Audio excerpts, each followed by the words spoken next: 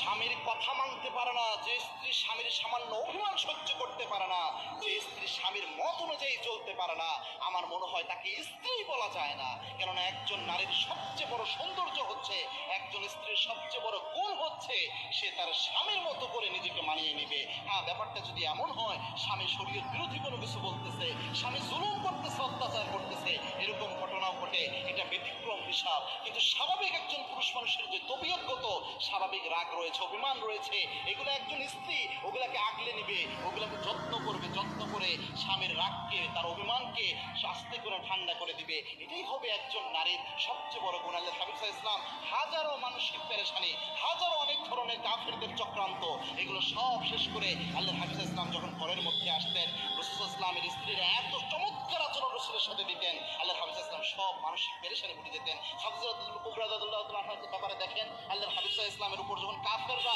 সর্বোচ্চ জুলুম করছিলেন, আল্লাহ হাবিব সাল্লাল্লাহু আলাইহি ওয়াসাল্লামকে বিভিন্ন দিক থেকে, অর্থনৈতিক, সামাজিক সব দিক থেকে আল্লাহর হাবিব কাটকে দিচ্ছিলেন। ওই সময় তার স্ত্রী নিজের সমস্ত সম্পদ অক্ষ করে আল্লাহর হাবিব সাল্লাল্লাহু আলাইহি ওয়াসাল্লামের জন্য দিয়ে দিয়েছেন এবং আল্লাহর হাবিব সাল্লাল্লাহু আলাইহি ওয়াসাল্লামকে সাহায্য করেছেন। এই জন্য এত ভালোবাসা তার স্ত্রীর জন্য আল্লাহর হাবিবের ছিল।